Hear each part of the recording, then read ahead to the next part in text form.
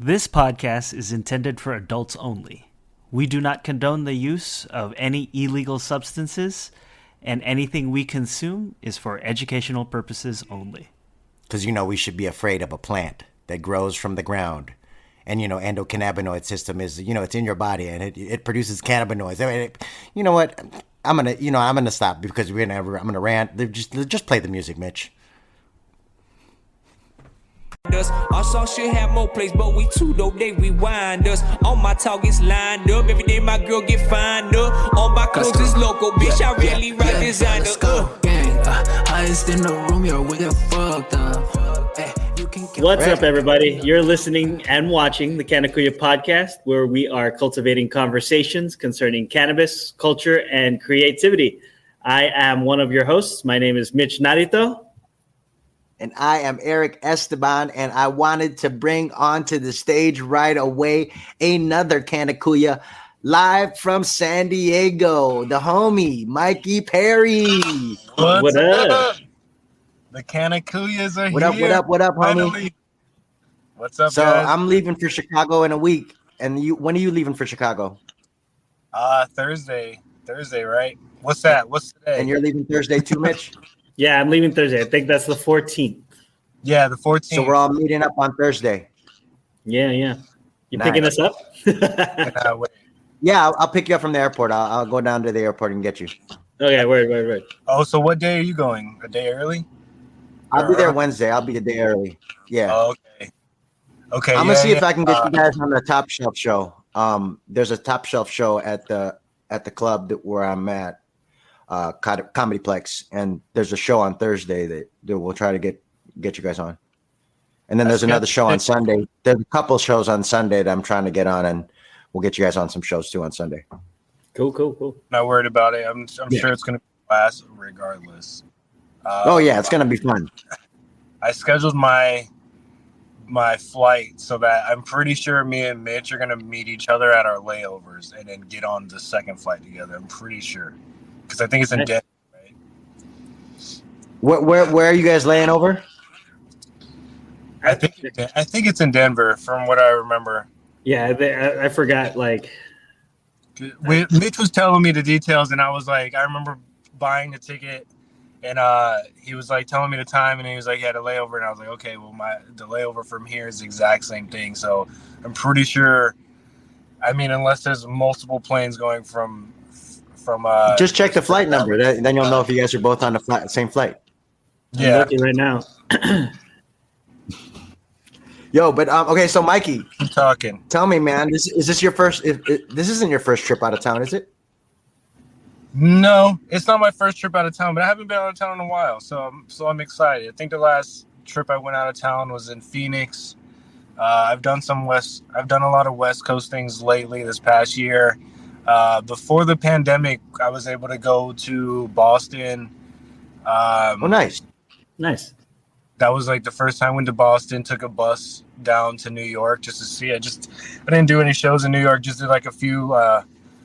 Like open mics type shows, but Boston I went with a friend. He's from Franklin, Massachusetts, so we ended up doing like a mini tour like in Massachusetts, if that even makes sense, which was freezing. It was super freezing. I've never been to Chicago, so that's gonna be crazy. I'm super excited. Nah, but I checked the weather. It's gonna be like 60s. That's good. That's not bad. Yeah, it's going to be nice. It's going to be really, and everybody around you is going to be like dressed for summer because it's like summer at that point for them when it's 60 degrees out. We're talking about all this. Let's give them the info. So where are we going to be and what are we going to be doing, guys?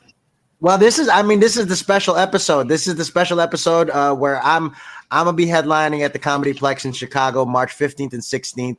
And I'm bringing these two cats with me because I'm excited because we've been doing comedy together for a while and we've been smoking weed together for a while. And now we're going on the first Canna Kuya comedy tour together. And I'm really excited about it.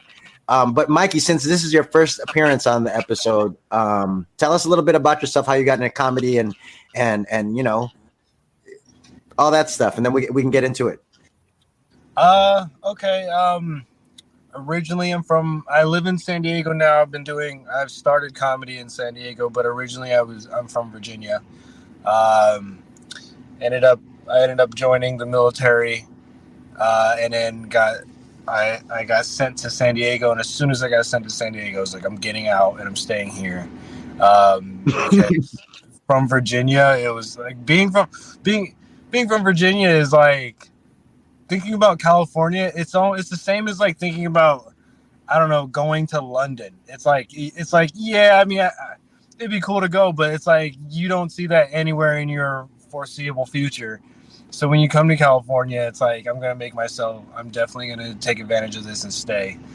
I've been doing comedy for 7 years now. Yeah, about 7 years now. So it's been a grind. Before the pandemic was definitely a super grind, and then when the pandemic hit, you know, of course, just like everybody else, we're like, okay, what do we do now? Because in San Diego, I know that police shutting down shows like at comedy clubs. Like, I don't know, how was it like that in LA? I mean, I didn't even bother, man. I was so scared of COVID because I had homies around me. Like, I had like 5 people like close to me pass away from it. Right. So I was like, I didn't even care. I was like staring at one dude in a Zoom comedy show where I was like, hey, dude, what's up? Let's do an open mic. It was awkward and weird. And, you know, it was a scary time for everybody, but I'm just glad we're coming out of that now, you know?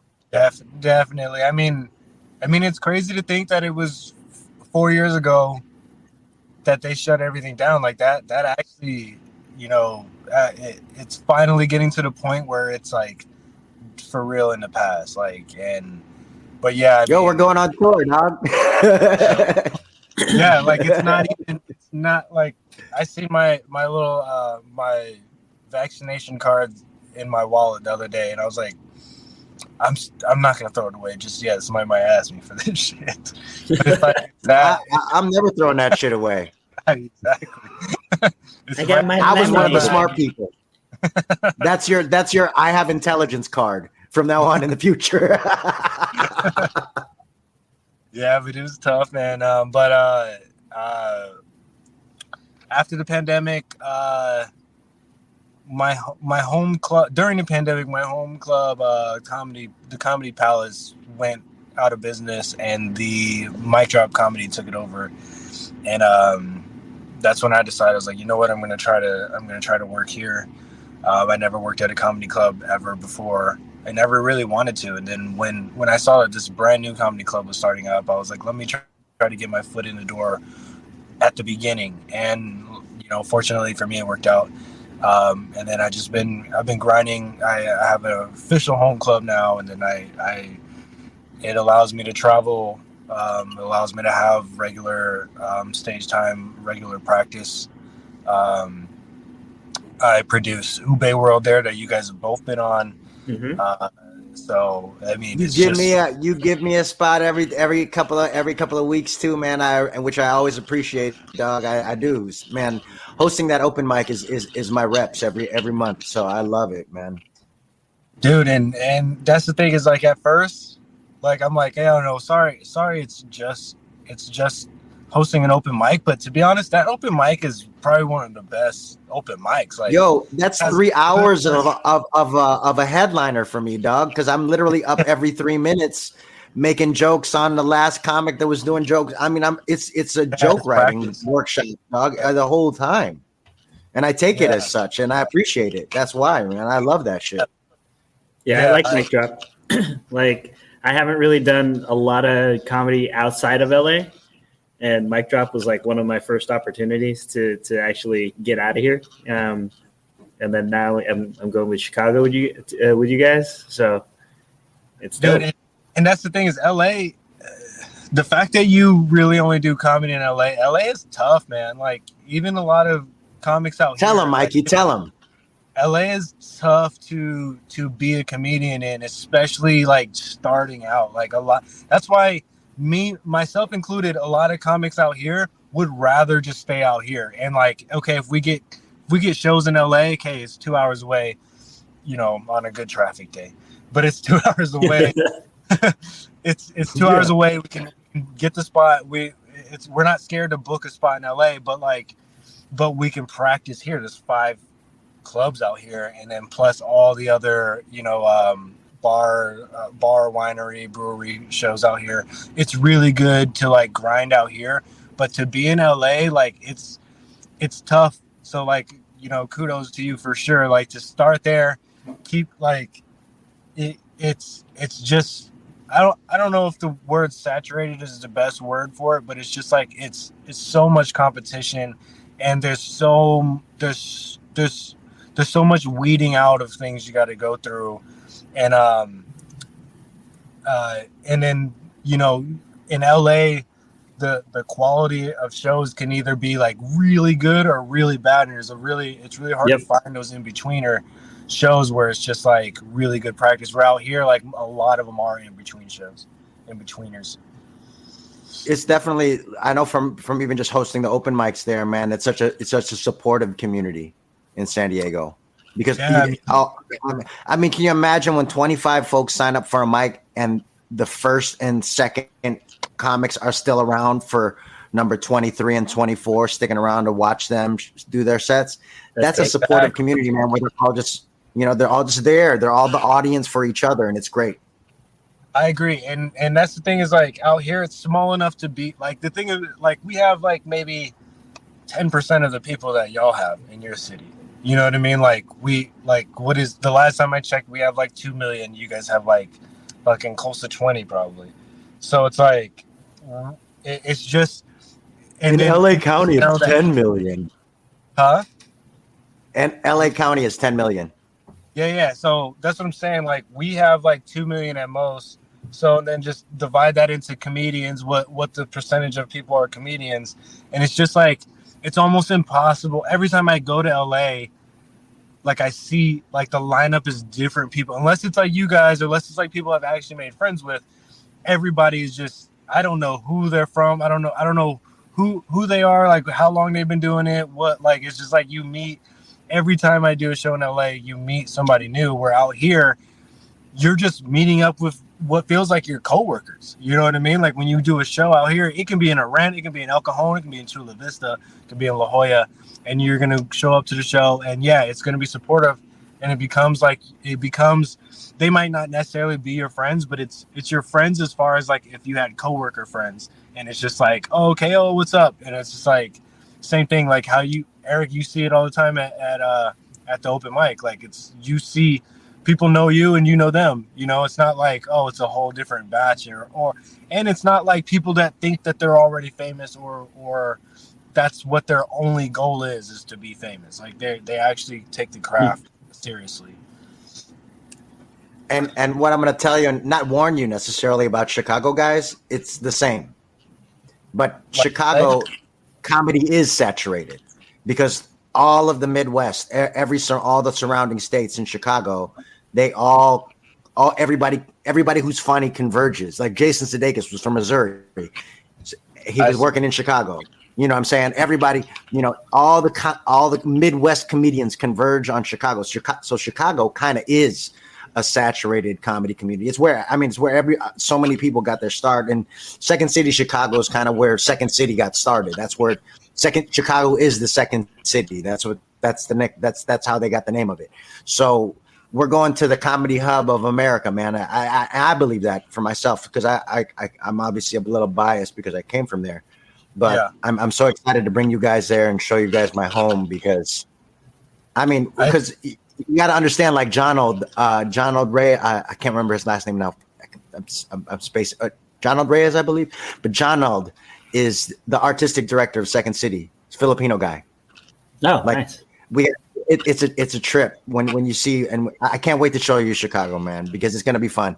And then the way that the Filipino Chicagos are gonna receive both of y'all, I'm excited to see how that pans out. I just want to eat, man. I just want to eat out there, dude. Like, for real, though. You ain't got to worry about food. Yeah, you ain't got to worry about food. The Airbnb is all situated. Yeah. Airbnb is all good. We're on the Canna Kuya. So when was the first time you smoked weed? What was the first time? When was the first time? Who, me? Yeah, they both know when me and Mitch smoked weed already. They heard our story. First time I ever smoked weed, I was like, wait, I thought you asked me when was the first time we all smoked weed. I was like, I don't remember that. How am I supposed to remember that? It's a while back. I was like, yeah. First time I ever smoked weed ever in life, I don't know, in middle school, high school. You don't even remember? No, I don't remember. Yeah, the first time. I was probably it was probably like a middle school after school basketball game. We went outside.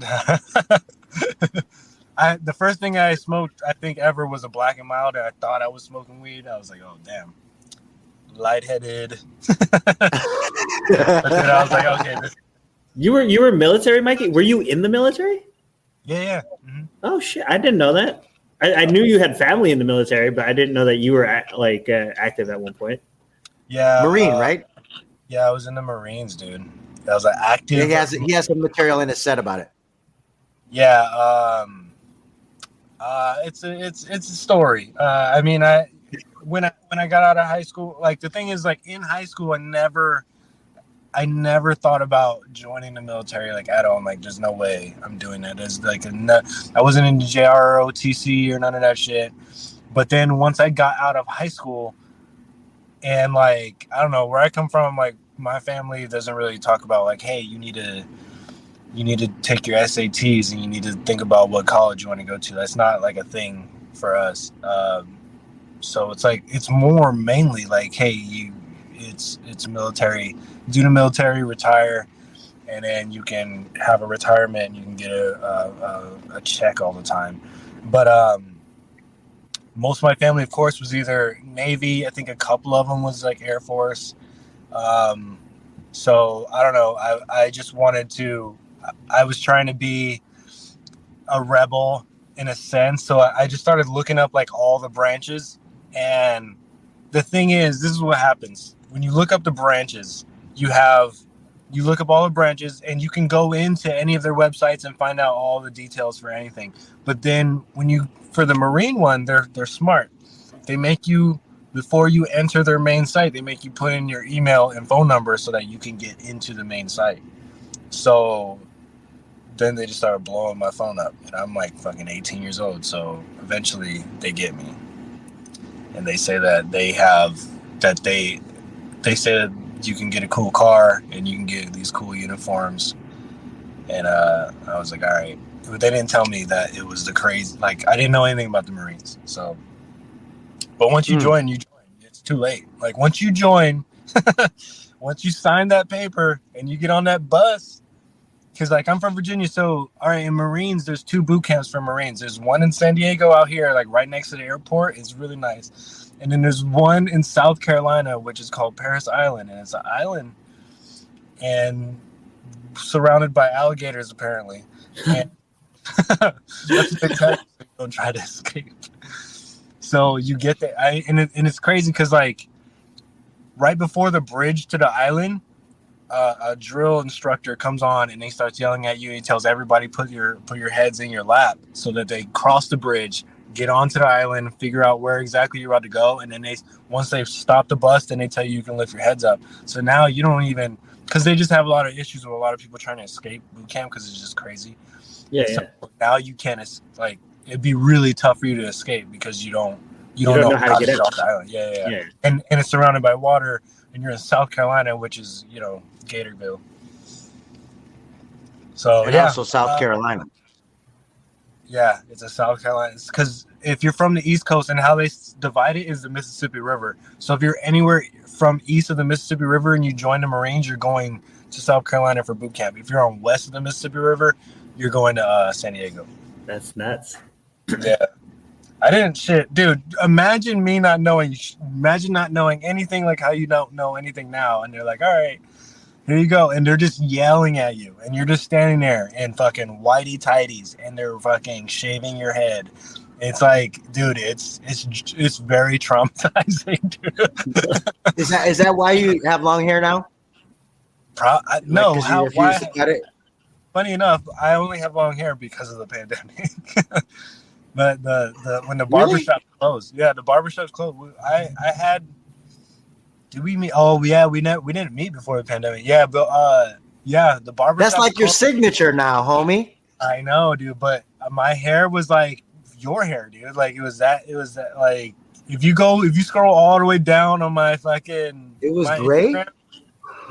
I got a little bit underneath, but no. If you scroll on my Instagram, dude, I had a barber. He was one of my best friends, dude.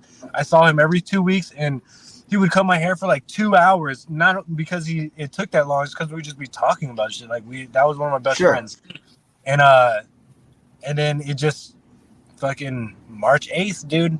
March 8th, 2020. I remember, and then it was just.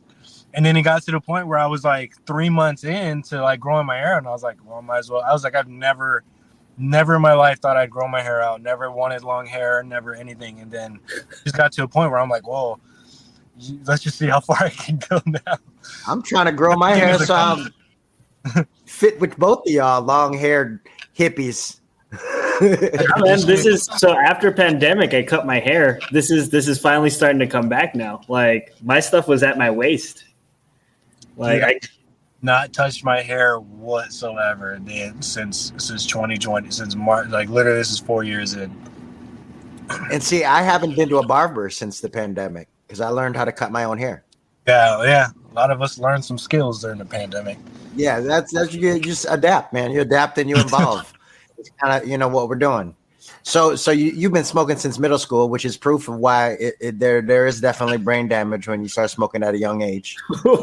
Yeah, for sure. It's all good. It's all good. When I joined the military, that was the hardest thing. Super hard, dude. Like, but it can't smoke, obviously. Yeah, you can't smoke, but you can't smoke like when you smoke daily every single day, you can't just stop for like a week. You got to stop because it's in your system it's in there. So you got to stop for a couple of months, dude. And like if you smoke if you don't ever smoke weed and then you smoke once, okay, maybe like a week or two, depending on your body fat, it'll go away. But if you smoke daily, dude, that shit is in you and you have to stop for a while. So that was the toughest thing.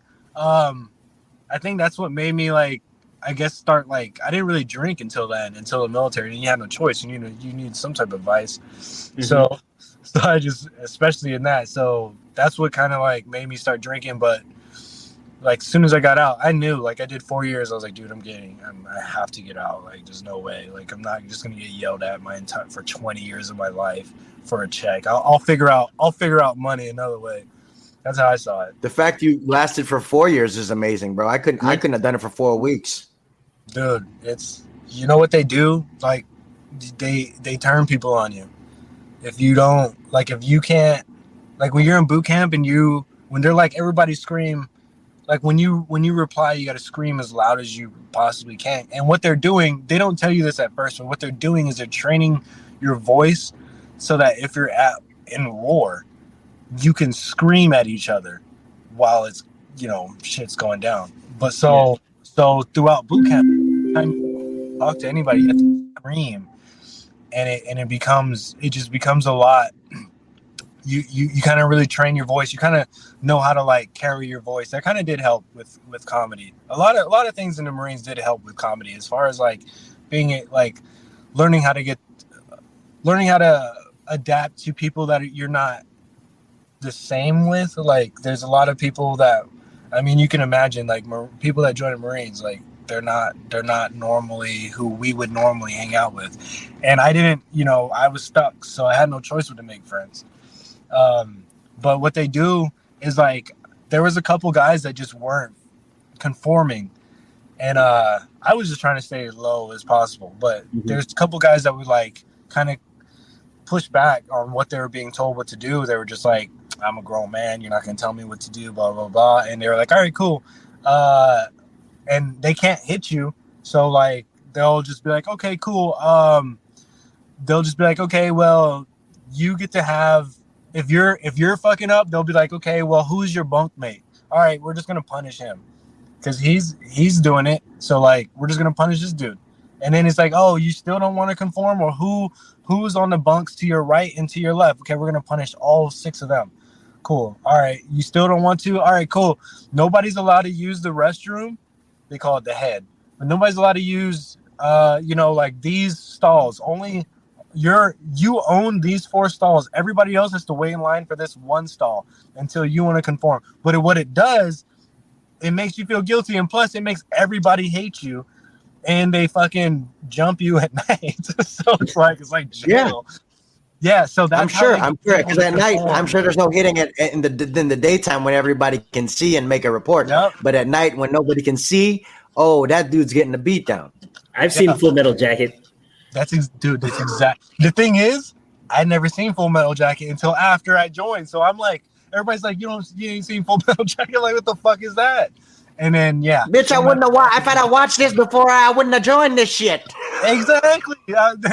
Everybody kept it a secret. Once my recruiter didn't mention Full Metal Jacket at all. He just showed me. He was like, "Look at his uniform." He'll come to my house like dressed in his uniform. He's like, "Oh, I got this. I got the new Challenger." He's like, "You can get one of these easy if you're in the military." He's like, "You join the Marines." He's like, "You get to travel." Like they'll tell you all this shit, dude.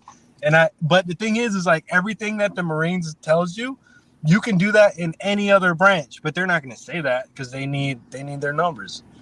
Yeah, it was crazy, dude. Well, at least we know that you'll never get Will Smith on stage. So yeah, people don't. There's certain things that I cannot forget in the Marines. It's funny because some people say, "Oh, well, he's a former Marine or he ex-Marine," and funny enough, they teach you in the Marines that that's all incorrect because the one of their mottos is once a Marine, always a Marine. So you can't be an ex-Marine. You can't be a former Marine because you can't unlearn what the fuck they showed you and what they made you go through. And that's literally their motto. You could also be a member of the A-Team. Good. And cut my hair like a former Marine. All criminals, and then they join together to form the A-Team. I'd be face. Were they all Marines?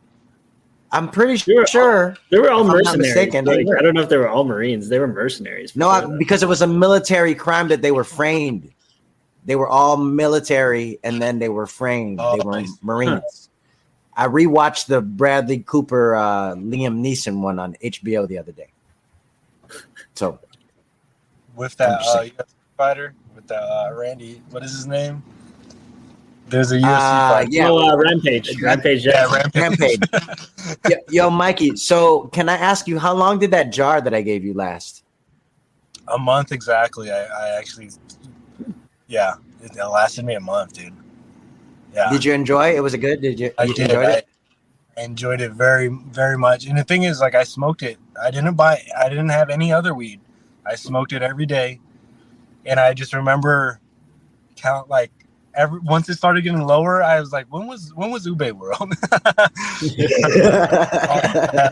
How long it lasted. Hey, Eric, you want to host the open mic? I know. Hey, Eric, you want to come down and no. It almost happened. We will have ample supply in Chicago for the trip. So you've been, I didn't even realize, because I only kind of know you post-pandemic. I don't even really know anything really besides the fact that you're in the military.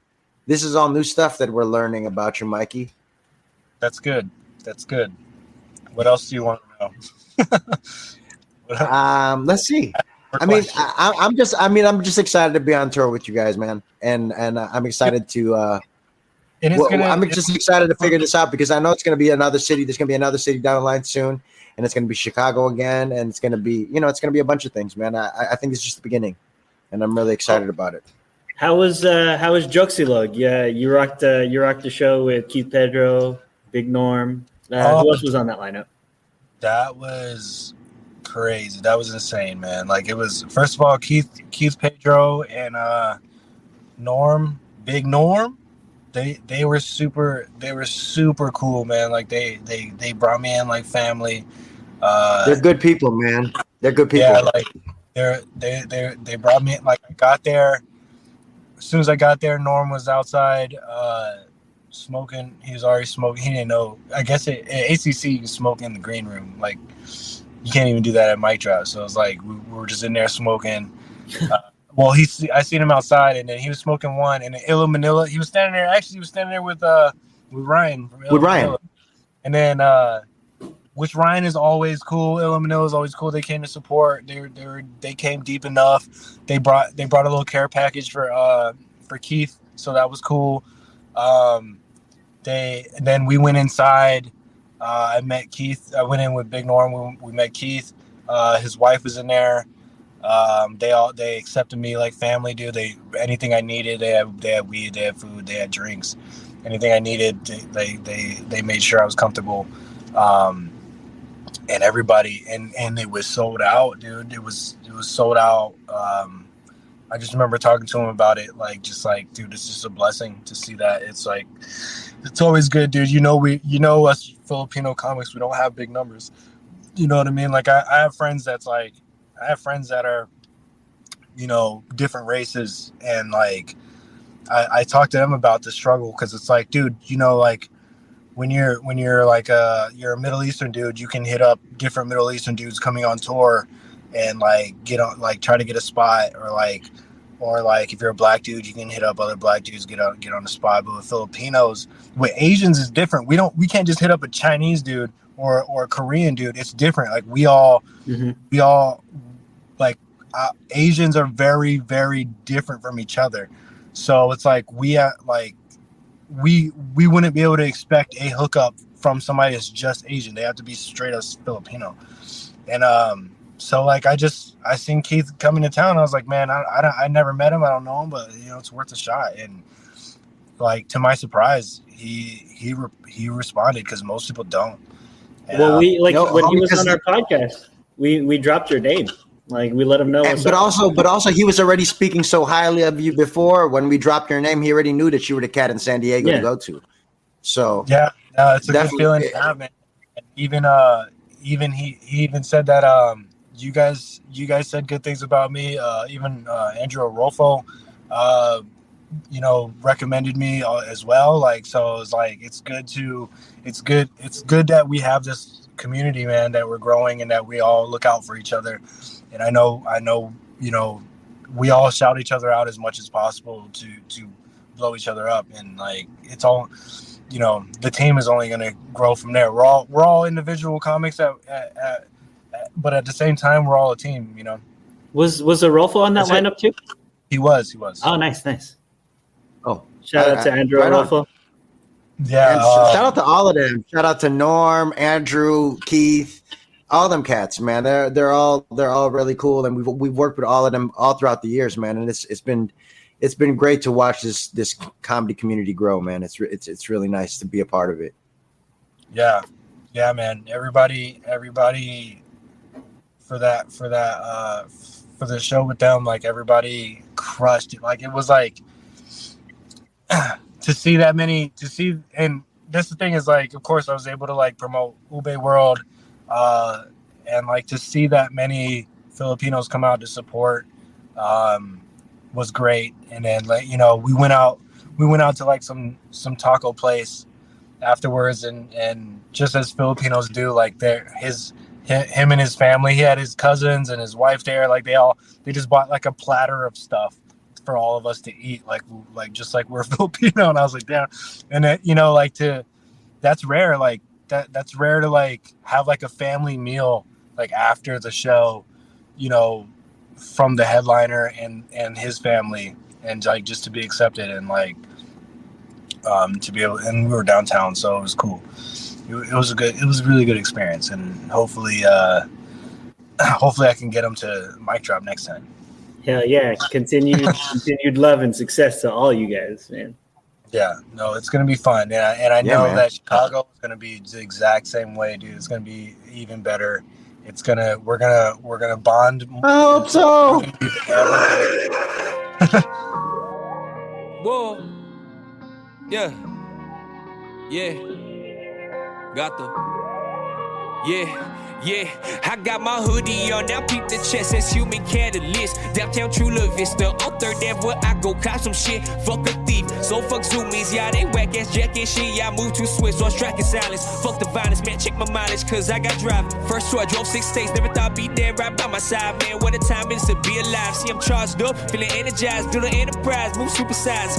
Y'all extra like a side of fries. Whoa, false guys who you idolize, yeah, go against us, I would not advise. We the highest in the room, just look up once and you can find us. Our song should have more plays, but we too dope, they rewind us. All my targets lined up, every day my girl get fined up. All my clothes is local, bitch, I really rock designer. Let's go, gang, highest in the room, yo, we get fucked up. You can count on Trey, can't bring the loud pack. Get us in the stew and that's game over. Western Metal Building, that's a home run. Yeah, get the up or leave the fuck a Folgers.